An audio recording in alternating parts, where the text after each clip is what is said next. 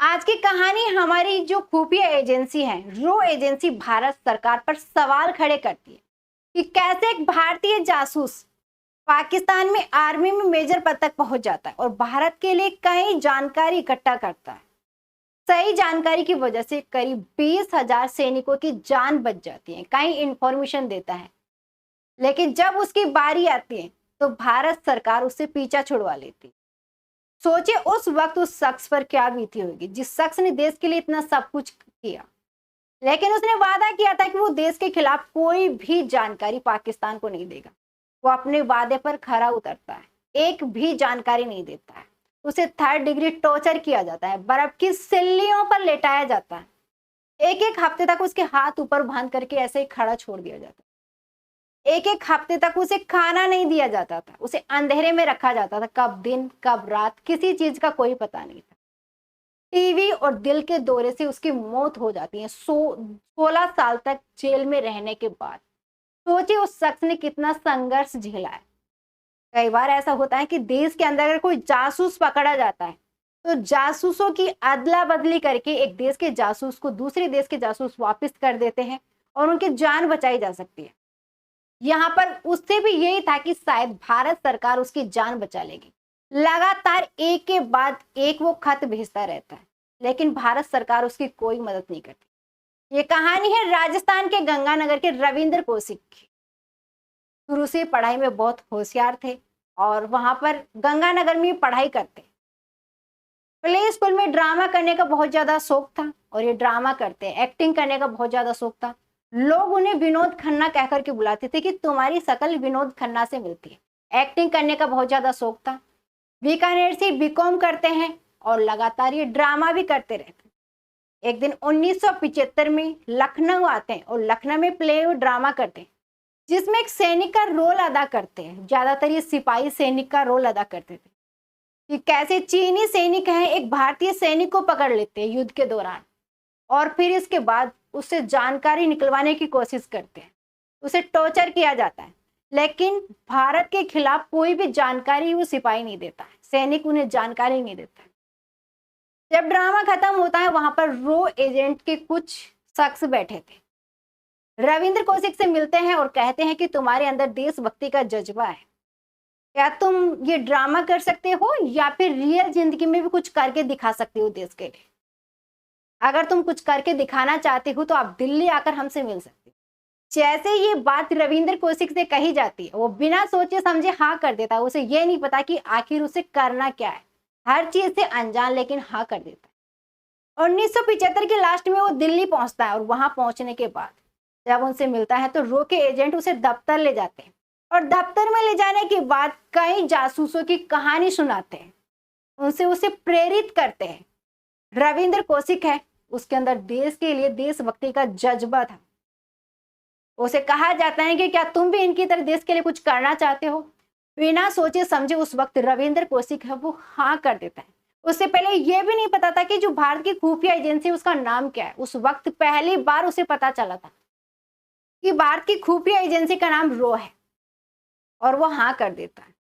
अब उसे ट्रेनिंग दी जाती है पंजाब में पठानकोट के अंदर, दिल्ली के अंदर जब ट्रेनिंग दी जाती है उसे उर्दू सिखाई जाती है।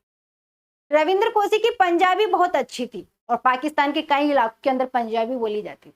उसे उर्दू सिखाया जाता है, नमाज कैसे पढ़ा जाता है वो सिखाया जाता है, कितने टाइम नमाज पढ़ी जाती है, ये सारी चीजें सिखाई जाती है। पाकिस्तान में कैसे लोग रहते हैं, उनका खान पीन कैसा है, चाल चलन कैसा है, बातें कैसे करते हैं। उसे उर्दू कुछ भी नहीं आता था। उर्दू पढ़ना लिखना बोलना सारी चीजें सिखाई जाती है। साथ ही सबसे मेन बात, उसका खतना करवाया जाता है कि अगर तुम पाकिस्तान जाओगे तो तुम्हारा खतना करना बहुत ज्यादा जरूरी है। ये सारी चीजें हो जाती है। एक मौलवी सारी चीजें उसे सिखाता है और इसके बाद 6-7 देशों के अंदर उसे 100 टर्म के लिए भेजा जाता है कि या सच में ये इन चीजों के लिए तैयार है या नहीं है। वहां पर जाता है 100 टर्म के लिए और आसानी से हर काम को करके वो वापस आ जाता है। उसे हथियार चलाना सिखाया जाता है। इसी दौरान उसे पाकिस्तान में भी भेजा जाता है 100 टर्म के लिए, वहां भी वो आसानी से निकल करके वापस आ जाता है। 2 साल का वक्त बीत चुका था। अब रविंद्र कौशिक को लॉन्ग टर्म के लिए पाकिस्तान जाना था। लॉन्ग टर्म के लिए जाने का मतलब है कि अगर तुम पाकिस्तान जा रहे हो तो वहीं पर तुम शादी कर सकते हो, अपना घर परिवार सब बसा सकते हो। यहाँ के जितने भी रिश्ते नाते सब हैं उनसे रिश्ता तोड़ना होगा। साथ ही उसे ये भी कहा गया था कि तुम अपने घर पे किसी को कुछ नहीं बताओगी कि आखिर तुम कहाँ जा रहे हो, क्या कर रहे हो, क्या नहीं कर रहे हो। ये जानकारी किसी को भी लीक नहीं करनी है। रविंद्र कौशिक वैसा ही करता है क्योंकि उसके अंदर देशभक्ति का जज्बा था। अपने घर वालों से कहता है कि उसकी दुबई में जॉब लग गई है और वो वहां पर जा रहा है। 1977 में कराची के रास्ते से वो पाकिस्तान पहुंच जाता है। उसका आईडी, पासवर्ड, राशन कार्ड, पहचान पत्र, सारी चीजें बनवाई जाती हैं पाकिस्तान की और उसका नाम चेंज किया जाता है नबी अहमद साकिर। नबी अहमद साकिर के नाम से वो पाकिस्तान जाता है और आम लोगों की तरह जिंदगी बिताता है और वहीं पर एक कॉलेज के अंदर कराची से वो लॉ की डिग्री हासिल करता है। एक दिन उर्दू में वहां पर अखबार पढ़ रहा था, उसके अंदर जो पाकिस्तान की आर्मी है उसकी वैकेंसी निकली हुई थी। रविंद्र को लग रहा था कि इससे अच्छा मौका नहीं हो सकता और आर्मी का फॉर्म अप्लाई कर देता है। उसका सिलेक्शन हो जाता है और ये बात जो रो एजेंसी उसको बताता है तो हर कोई खुश हो जाता है, खुशी की लहर दौड़ जाती है कि उन्होंने सोचा नहीं था कि रविंद्र कौशिक यहाँ तक भी पहुंच सकता है। धीरे धीरे उसकी तरक्की होती है और वो मेजर के पद तक पहुंच जाता है। कई जानकारी है वो खुफिया एजेंसी है उसके थ्रू रो एजेंसी तक पहुंचाता है, सारी जानकारी पहुंचाता है और इसी दौरान उसे एक आर्मी अफसर है, उसकी बेटी है अमानत, उससे प्यार हो जाता है और उससे शादी करना चाहता था क्योंकि लॉन्ग टर्म के लिए उसे वहां पर रहना था और शादी करना चाहता था। लेकिन इसके लिए रो एजेंसी है उसकी इजाजत लेना बहुत ज्यादा जरूरी था और वो उनसे बात करता है, सारी कहानी बताता है कि ऐसे ऐसे एक आर्मी अफसर है, उसकी बेटी है, मैं उसे शादी करना चाहता हूँ, अगर आपको कोई ऐतराज नहीं हो तो। दूसरी बात, अगर मैं उसे शादी कर लूंगा तो शायद किसी को मेरे ऊपर शक भी नहीं होगा। हालांकि वो उसे बहुत ज्यादा प्यार करता था और जो इधर रो एजेंसी है वो भी उसे हरी झंडी दिखा देती। शादी करता है, शादी के बाद एक बेटे का जन्म होता है। करीब 4-5 साल हो जाते हैं। अब इधर इसके घर वाले हैं वो भी परेशान होते हैं। लगातार वो दुबई का नाम करके वहां पर आता है पाकिस्तान और लगातार उसके घर पर रो एजेंसी वो पैसे भेजती रहती है। घर वालों को ये लगता है कि रविंद्र कौशिक उनके पास पैसे भेज रहा है क्योंकि पहले तय हो चुका था कि तुम्हारे घर वाले हैं उन्हें पैसे भेजते रहेंगे। लेकिन जिसके अंदर देशभक्ति का जज्बा हो वहां पर पैसे कोई मायने नहीं रखते। रविंद्र कौशिक के अंदर देशभक्ति का जज्बा था। आम लोगों के लिए शायद ही इतना आसान नहीं है जितना रविंद्र कौशिक ने किया है और सहा है। 4-5 साल बाद उसके पास एक लेटर आता है कि उसके छोटे भाई की शादी है और छोटे भाई से वो बहुत ज्यादा प्यार करता था। अब इधर रो एजेंसी उनसे बात करता है कि मुझे अपने भाई की शादी में जाना है, लेकिन वो मना कर देते हैं कि तुम अपने भाई की शादी में नहीं जा सकते, तुम्हारे लिए खतरा हो सकता है और वहां पर गए तो शायद तुम्हारे लिए गलत भी हो सकता है क्योंकि जैसे आप पाकिस्तान के अंदर जासूस बन के गए हो, पाकिस्तान के भी कई जासूस भारत के अंदर है। अगर उन्हें थोड़ी सी भी जानकारी और लीक हो गई, पता चल गया तो तुम पकड़े जाओगे। लेकिन उसे भाई की शादी में आना था। जैसे तैसे करके रो एजेंसी है उनको मनाता है, रो एजेंट है वो मान जाते हैं। इधर वो जो पाकिस्तानी आर्मी है इसमें से छुट्टी लेता है। वो कहता है कि वो सऊदी जा रहा है, मुझे उम्रा करना है। पाकिस्तान के जो लोग हैं वो उम्रा करने के लिए सऊदी जाते हैं, उसे छुट्टी मिल जाती है, सऊदी जाता है और सऊदी से वो दुबई आता है और दुबई से चोरी छिपे जो रो एजेंट है वो उसे राजस्थान के गंगानगर यानी उसके परिवार में जहां पर शादी थी उसके भाई वहां पर लेकर के आते हैं। शादी अटेंड करता है और घर वालों के साथ वक्त बिताता है। अब उधर उसके पिता है वो कहते हैं कि बेटा तुम्हारी भी शादी की उम्र हो चुकी है, यानी तुम्हारे छोटे भाई की शादी हो गई, अब तुम भी शादी कर लो। रविंद्र कौशिक है वो सारी कहानी बताता है। वो कहता है कि दरअसल उसने दुबई में एक साधारण परिवार की लड़की से शादी कर ली। जैसे अपने घर वालों को ये बात कहता है तो उसके पिता है उसके पैरों के तले जमीन खिसक जाती है, उससे नाराज होते हैं, कहते हैं कि बेटा तुमने हमसे बिना पूछे शादी कर ली। लेकिन रविंद्र कौशिक उस वक्त कहता है कि उसके एक बेटा भी है, यानी हाल फिलहाल में उसकी पत्नी ने एक बच्चे को जन्म दिया था। ये कहानी भी अपने पिता को बताता है। घर वाले मान जाते हैं और वो वहां से जब भाई की शादी हो जाती है वापस दुबई चला जाता है और दुबई के रास्ते सऊदी जाता है और कराची पहुंच जाता है। सब कुछ सही चल रहा था। ये उसके घर वालों से उसकी आखिरी मुलाकात थी 1981 के अंदर। आगे दोबारा उसके घर वालों से उसकी मुलाकात नहीं हुई। धीरे धीरे वक्त बीत रहा था, वो देश के लिए कई जानकारियां कलेक्ट करता और रो एजेंट है उन तक सारी जानकारी पहुंचा। लेकिन किसी और की गलती से वो पकड़ा जाता है। दरअसल इसके बाद एक और एजेंट है, वो शॉर्ट टर्म के लिए पाकिस्तान जाता है, और पाकिस्तान जाता है वो जिसका नाम है इनायत मसीह है। इनायत मसीह वहां पर जाता है क्योंकि उसे कुछ डॉक्यूमेंट थे वो रविंद्र कौशिक तक पहुंचाने थे, यानी नबी अहमद के पास पहुंचाने थे, और वो इसलिए वो जाता है। लेकिन रास्ते में जो पाकिस्तान की आर्मी है उसे शक होता है और इनायत मसीह है वो पकड़ा जाता है, और जब उसे टॉर्चर किया जाता है तो वो टूट जाता है और नबी अहमद का नाम बता देता है।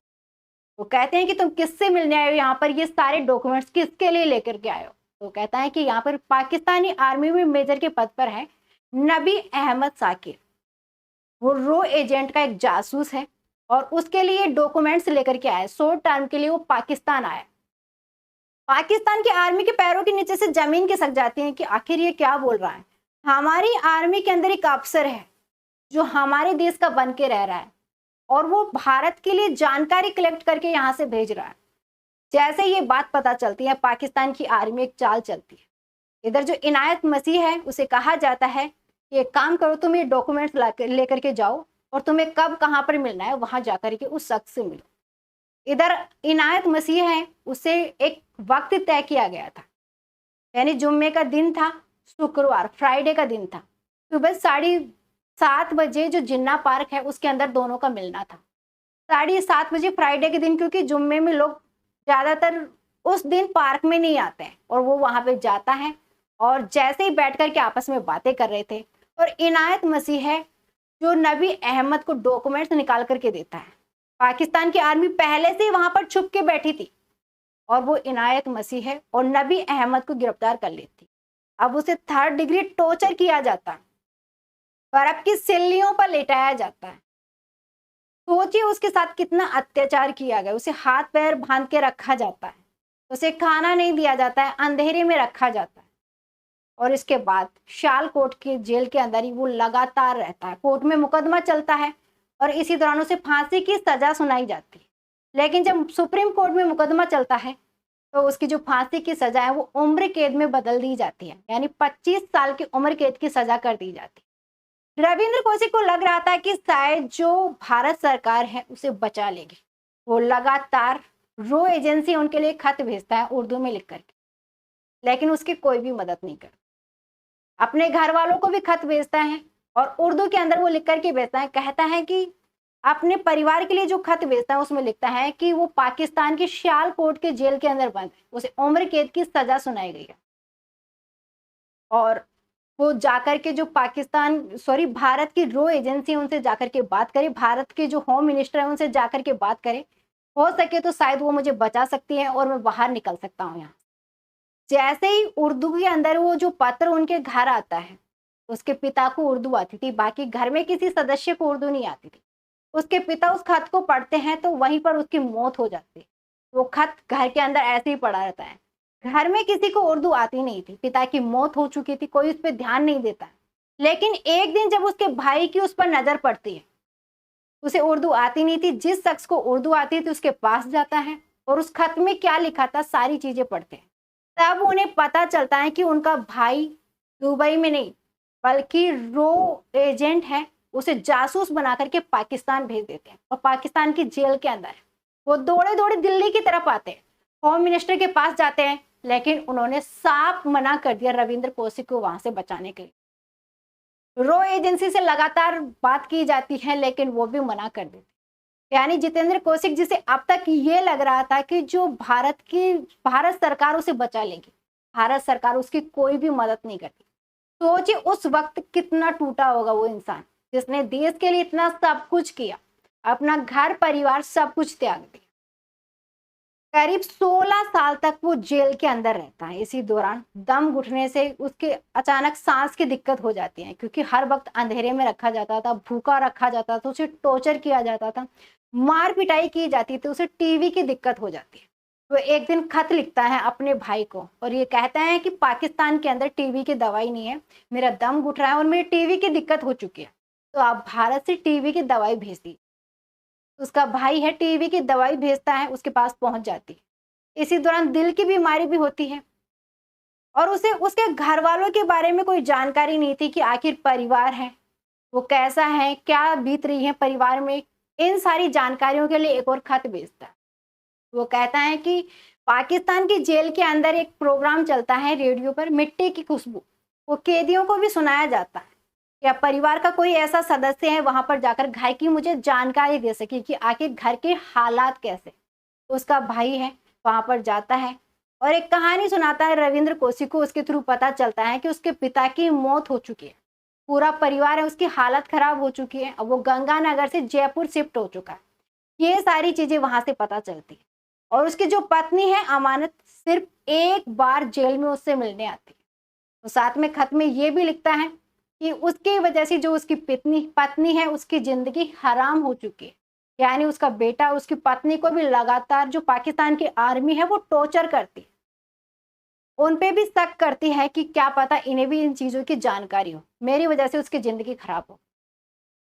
इसी दौरान भारत के 2 और जासूस पकड़े जाते हैं, करामत शाही और गोपाल दास। इन्हें भी उस जेल के अंदर रखा जाता है और उसी जेल के अंदर उसकी रविंद्र कौशिक से मुलाकात होती है। उस वक्त रविंद्र कौशिक की तबीयत बहुत ज्यादा खराब। तब उन्हें पता चलता है कि भारत का एक और रो एजेंट जो जासूस है वो यहाँ पर है जेल के अंदर। भारत सरकार उसकी कोई मदद नहीं कर रही है, जिसने भारत के लिए इतना सब कुछ किया। वो मेजर पद तक पहुंच जाता है और भारत सरकार उसकी कोई मदद नहीं कर रही। टीबी और दिल की बीमारी से वो बहुत ज्यादा परेशान है, सांस लेने में दिक्कत हो रही है। लेकिन जो इसमें करामात शाही है उसकी किस्मत अच्छी थी और वो छूट जाता है। रविंद्र कौशिक अपनी पत्नी और अपने बेटे की फोटो देता है। वो कहता है कि उसके घर वालों को दे दे, अगर उसकी पत्नी और उसका बच्चा है कभी भारत जाना चाहे तो उसे अपना ले, उसके घर वाले उसके परिवार वाले। साथ ही कुछ खत देता है और जो करामात शाही है वो भारत आता है और रविंद्र कौशिक के बारे में कहानी सुनाता है कि कैसे एक भारत का देशभक्त जिसकी हालत इतनी ज्यादा खराब हो जाती है, उसे इतना टॉर्चर किया जाता है, उसके बावजूद भी भारत के खिलाफ वो एक शब्द भी नहीं बोलता है। इतना टॉर्चर किया जाता है और उसकी इतनी ज्यादा हालत खराब रहती है।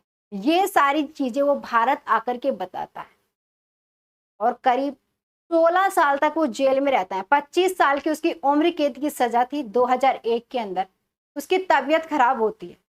जब उसकी तबीयत खराब होती है और उसकी मौत हो जाती है, उसके 3 दिन पहले वो अपने घर पर खत लिखता है।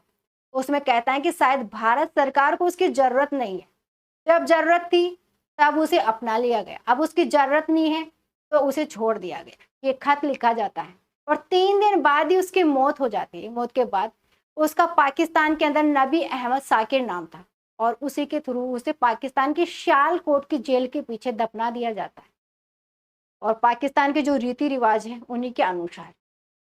रविंद्र कौशिक आज हमारे साथ इस दुनिया में नहीं है, लेकिन उसकी कहानी आज भी लोगों के दिलों में कि कैसे उसने देश के लिए इतना सब कुछ किया, लेकिन भारत सरकार ने उसकी कोई मदद नहीं की। साथ ही रविंद्र कौशिक ने यह भी लिखा, अगर मैं अमेरिका का जासूस होता तो 3 दिन के अंदर उसे छुड़वा लेते। भारत भी अगर चाहती, भारत सरकार चाहती तो उसे उस वक्त पाकिस्तान का कोई जासूस है उसे रिहा करके रविंद्र कौशिक को बचाया जा सकता था, लेकिन इन्होंने ऐसा कुछ भी नहीं किया। सोचिए, एक सच्चा देशभक्त जाबाज जो किसी और की गलती की वजह से वो पकड़ा गया, लेकिन भारत के खिलाफ कोई भी जानकारी नहीं थी। उसने अपना हर वादा पूरा किया। उसकी कहानी आज भी लोगों के दिलों में है। शायद किसी ने सुनी है, किसी की अनसुनी है। हमारे देश के अंदर जो देश चल रहा है, जिस तरीके से ये देश चल रहा है, सोचिए इसके पीछे कितने जासूस हैं, कितने स्पाई हैं, और भारत के कितने सैनिक हैं। इनका दर्द उनके परिवार का दर्द है, जिसकी वजह से वो अपने देश के लिए बलिदान देते हैं और आज हम सुरक्षित हैं।